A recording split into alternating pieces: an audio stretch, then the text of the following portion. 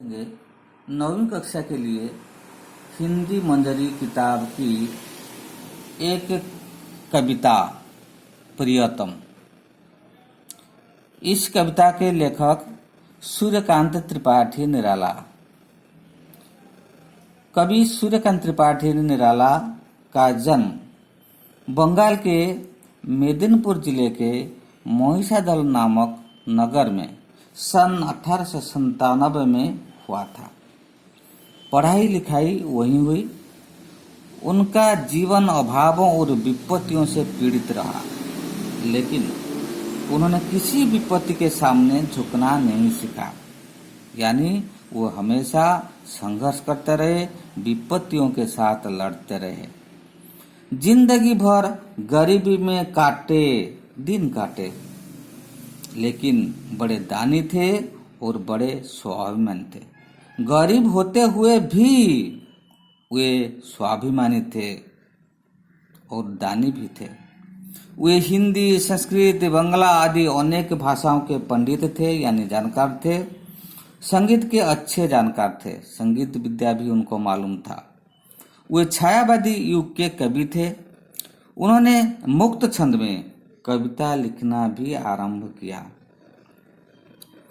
प्राकृतिक दृश्यों, मानवीय भावों तथा भारतीय संस्कृति को अपने काव्यों में विषय बनाया।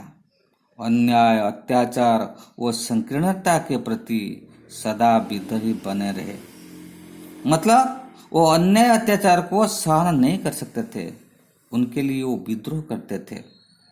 अन्याय के विरुद्ध, अत्याचार के विरुद्ध, संकीर्णता के विरुद्ध वो विद्रोह करते थे।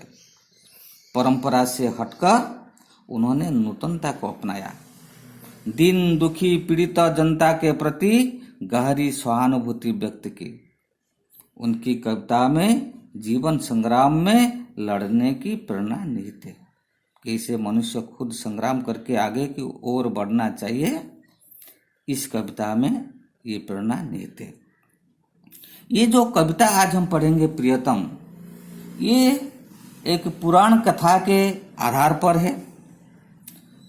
निराला जी की ये जो कविता के जरिए वो संदेश देना चाहते हैं कि कर्म ही ईश्वर है। इस सारी कविता में आज हम पढ़ेंगे सबसे बड़ा क्या है। सबसे बड़ा होता है कर्म। मनुष्य का कर्म ही सबसे बड़ा होता है। इसलिए हर एक व्यक्ति को कर्म करना चाहिए। कर्म से निवृत्त रहकर सिर्फ भगवान का नाम लेने से कोई आगे नहीं बढ़ सकता, ईश्वरीय सानिध्य प्राप्त नहीं कर सकता। कर्म करते हुए तथा सारी जिम्मेदारियां का निर्वाह करते हुए भी भगवान का नाम नहीं भूलना चाहिए। तो इस कविता के जो मुख्य भाव है, जे कर्म करना। कर्म ही संसार में सबसे महान है, बड़ा है। कर्म के जरिए हम सब कुछ प्राप्त कर सकते हैं। कर्म करते ही हम भगवान का नाम भी ले सकते हैं। सिर्फ भगवान का नाम लेने से, पूजा पाठ करने से जीवन में कोई फायदा नहीं मिलेगा। भगवान ने भी नहीं कहा था कि तुम सिर्फ हमारा नाम जपो, कर्म छोड़ दो। नहीं, पहले कर्म करो, इसके बाद हमारा नाम लो। ये बात भगवान ने भी कहा था। तो ये एक कहानी, सुंदर कहानी है। भगवान विष्णु किसान को अपना सबसे बड़ा भक्त मानते। नारद जी को यह बात अच्छी नहीं लगती। वे नम्रता पूर्वक उसका विरोध करते हैं, क्योंकि नारद भगवान का नाम दिन रात ही लेते हैं। लेकिन ये किसान कैसे बन जाता है उनका प्रियतम, ये बात पर विरोध करते हैं नारद जी। और नारद को समझाते हुए भगवान ने एक काम दिया था, जिससे वो समझ गए कि सचमुच भगवान ने जो कहा बिल्कुल सच है। तो इस कहानी के बारे में हम पढ़ेंगे। कहानी ऐसा ही है। एक दिन विष्णु के पास गए नारद जी। नारद जी जो भगवान का नाम दिन रात जपते हैं, वो भगवान विष्णु के पास गए और पूछा। किसने पूछा? नारद जी ने पूछा। किससे पूछा? विष्णु से पूछा। उसने पूछा, मृत्युलोक में वह कौन है पुण्य श्लोक? मृत्युलोक यानी पृथ्वी में कौन है पुण्य श्लोक यानी पुण्य आत्मा, सबसे अच्छा लोग कौन है?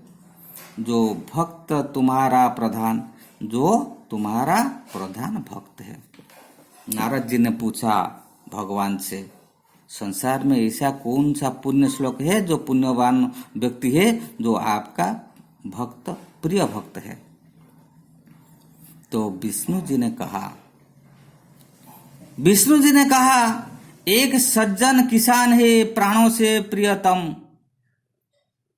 प्राणों से भी प्रियतम है एक किसान, सज्जन। सज्जन यानी उत्तम लोग, एक उत्तम लोग, ये एक ज्ञानी लोग, एक महान लोग जो किसान है, कृषक। ये कृषक ही मेरा प्रियतम है। नारद ने कहा, मैं उसकी परीक्षा लूंगा। ये बात नारद जी के मन को नहीं अच्छा लगी, इसलिए उन्होंने कहा, एक किसान कैसे हो सकता है आपका प्रियतम? तो इसलिए मैं उसकी परीक्षा लूंगा। हंसे विष्णु सुनकर यह, कहा कि ले सकते हो। भगवान ने हंसने लगे। भगवान हंसे और कहा कि ले सकते हो यानी तुम परीक्षा ले सकते हो। नारद जी चले गए। कहाँ चले गए? वही किसान के पास जो भगवान का सबसे प्राणों का प्रियतम है, प्रिय भक्त है। नारद जी वहां पे गए, पहुंचे भक्त के यहाँ, यानी उस किसान के पास पहुंच गए। भक्त जो भगवान का जो श्रेष्ठ भक्त जो किसान है, उसी किसान के पास पहुंच गए। देखा। किसने देखा? नारद जी ने देखा। हल जोत कर आया वह दोपहर को। हल जोत कर आया, खेत में काम करते हुए, हल चलाते हुए वह दोपहर के समय को घर आया। जब खाने का समय हो जाता है, दोपहर का समय हो जाता है, तो वह किसान घर आया। काम करते करते घर आया। दरवाजे पहुंचकर राम जी का नाम लिया। नारद जी ने देखा, वो किसान काम करते हुए घर आया, दरवाजे में पहुंच गए और राम जी का नाम लिया, यानी भगवान का नाम लिया। स्नान भोजन करके फिर चला गया काम पर। नारद जी देख रहे थे वो क्या कर रहा है। फिर उसने देखा कि स्नान भोजन करके, खाने के बाद, स्नान करने के बाद फिर चला गया काम पर। फिर अपना काम पर चला गया। कौन चला गया? किसान। शाम को आया दरवाजे, फिर नाम लिया। जब काम खत्म करके शाम को आया तो नारद जी ने देखा, फिर एक बार भगवान का नाम लिया।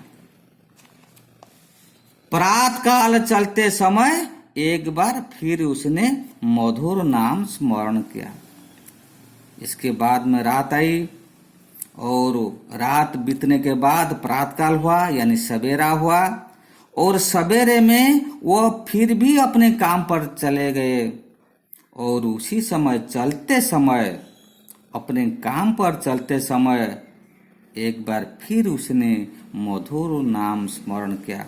फिर एक बार भगवान का मधुर नाम याद किया। ये बात देख रहे थे नारद जी। तो नारद जी चकरा गए, आश्चर्य हो गए। बस केवल 3 बार। नारद जी ने देखा सिर्फ किसान ने 3 बार भगवान का नाम लिया, जो दोपहर के समय, शाम के समय, फिर सुबह के समय।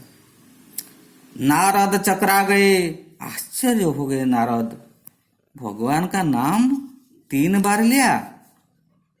दिवा रात्रि जपते हैं नाम ऋषि मुनि लोग। नारद जी सोचने लगे, जो ऋषि मुनि लोग दिवा रात्रि जपते हैं, दिन रात भगवान का नाम जपते हैं, जो दिन रात भगवान का नाम जपते हैं, किंतु भगवान को किसान की यह याद आया। तो बड़े बड़े मुनि ऋषियों की बात जो याद नहीं आई, सिर्फ ये किसान की बात याद आई।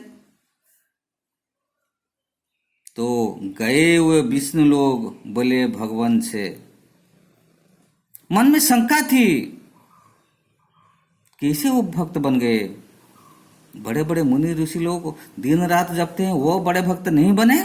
किसान सिर्फ 3 बार नाम लेता है, काम करते हुए वो चला जाता है, फिर वो बन गए भगवान का प्राणों से प्रियतम भक्त, कैसा है? तो ये बात मन में रखते हुए नारद जी गए विष्णु लोग, बोले भगवान से, देखो किसान को दिन भर में 3 बार नाम उसने लिया है। भगवान से वो शिकायत करने लगे, आपत्ति करने लगे। उसने कहा, हे भगवान, मैंने देखा वो किसान ने सिर्फ 3 बार आपका नाम लिया, सिर्फ 3 बार में आपका भक्त कैसे बन गया वो? तो बोले विष्णु,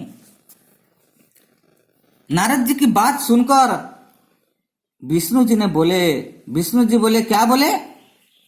विष्णु बोले, नारद जी, आवश्यक दूसरा काम एक आया है। भगवान ने कहा, ठीक है, तो आपका जो शंका है मैं समझा दूंगा, लेकिन और एक दूसरा काम आया है जो आवश्यक है। आवश्यक दूसरा काम आया है, तुम्हें छोड़कर कोई और नहीं कर सकता है। भगवान ने कहा, और एक काम है जो तुम्हें छोड़कर और कोई नहीं कर सकता, इसीलिए ये दूसरे काम के लिए तुम आगे आ जाओ।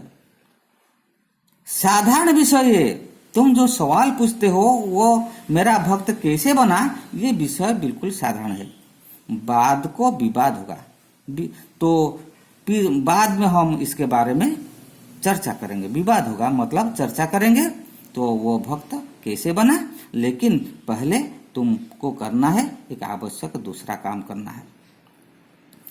तब तक यह आवश्यक कार्य पूरा कीजिए।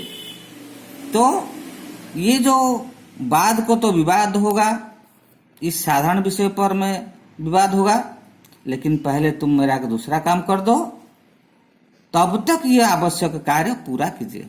तो पहले ये काम को पूरा कीजिए, इसके बाद हम चर्चा करेंगे कि ये किसान प्रिय भक्त कैसे बना।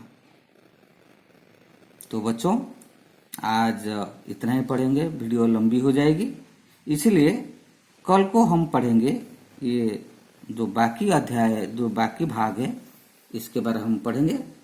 तुम आज इतना ही पढ़ लेना, अच्छी तरह पढ़ लेना।